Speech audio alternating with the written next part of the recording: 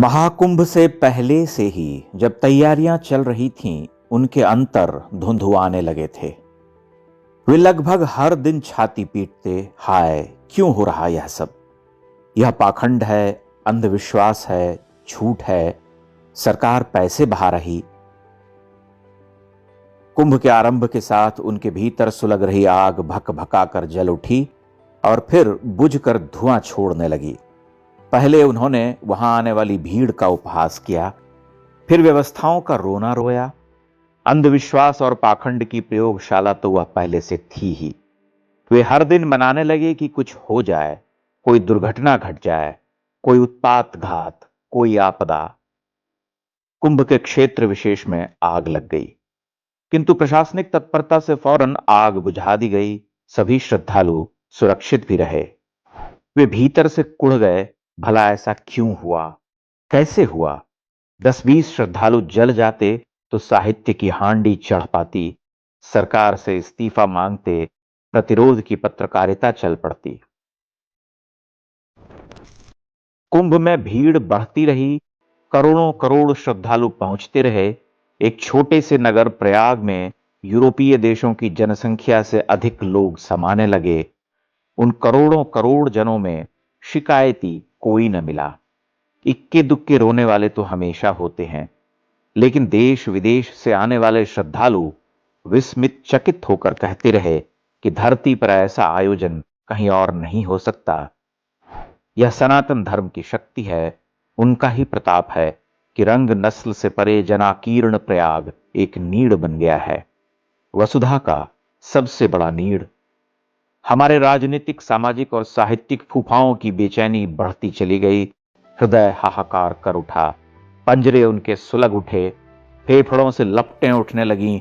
कुछ करो कि दाग लग जाए, कहीं से तो इस आयोजन को निरर्थक सिद्ध किया जा सके। अंततः मौनी अमावस्या की रात्रि को उनकी गीध दृष्टि को आहार मिल गया। मध्य रात्रि में भगदड़ मच गई और विशाल जनसमूह को संभाले भक्ति रस में डूबे प्रयाग का एक कोना आहत हो गया। लगभग 50 श्रद्धालु कुचल कर मारे गए, बड़ी संख्या में घायल हो गए। वहां उपस्थित श्रद्धालुओं की संख्या को देखकर हम ईश्वर का धन्यवाद कर सकते हैं। घटना विकराल रूप ले सकती थी, कहीं अधिक लोगों की जान जा सकती थी, लेकिन वहां तैनात पुलिसकर्मियों ने अपनी जान पर खेलकर श्रद्धालुओं की अनियंत्रित भीड़ को संभाल लिया। गिद्धों ने अपनी कंजी आंखों से कुंभ क्षेत्र की ओर देखा, मन ही मन मुस्कुराए और मगर के आंसू बहाने लगे। फिर वही प्रलाप करने लगे कि आयोजन क्यों किया, सरकार झूठ बोल रही। इन विद्वानों को यह बताना बड़ा कठिन है कि वहां कुछ आयोजित प्रायोजित नहीं है। कुंभ तो नियत काल में लगता है, उसे लगना ही है। वह युगों से लग रहा, तब से लग रहा जब अब्राहम की औलादें इस धराधाम पर उतरी भी नहीं थीं। उस आयोजन की व्यवस्था को देखना अवश्य ही सरकार का काम है। उसका नैतिक दायित्व है कि वे धरती की सबसे बड़ी धर्म सभा की समुचित व्यवस्था करें, देश विदेश से आने वाले धर्मनिष्ठ जनों के लिए स्थान बनाएं।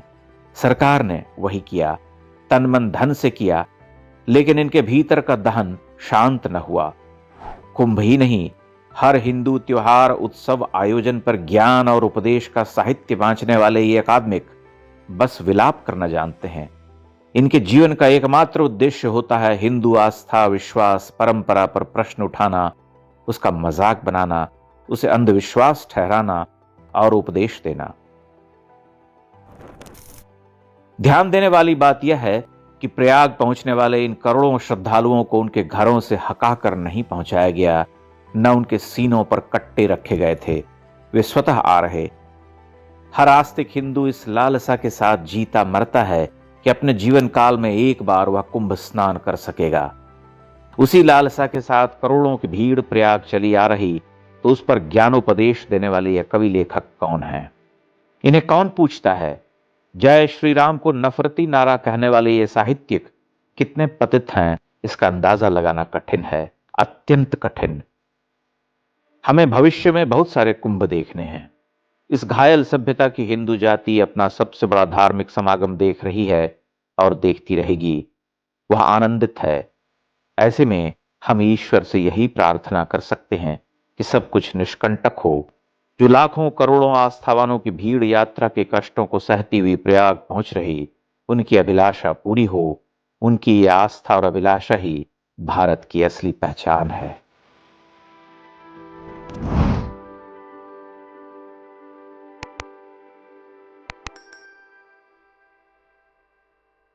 इंडेक्स ऑनलाइन के वीडियो समाज को समर्पित हैं। आप इनको डाउनलोड करके जैसे चाहे वैसे प्रयोग कर सकते हैं। चाहे तो आप हमारे टेलीग्राम चैनल से जुड़ सकते हैं। वहां सारे नए पुराने वीडियो आपको मिल जाएंगे। हमारे सोशल मीडिया लिंक हर वीडियो के डिस्क्रिप्शन में होते हैं। हमारा एकमात्र उद्देश्य हिंदू समाज को जागृत और एकजुट करना है। इसमें सहभागी बने। धन्यवाद।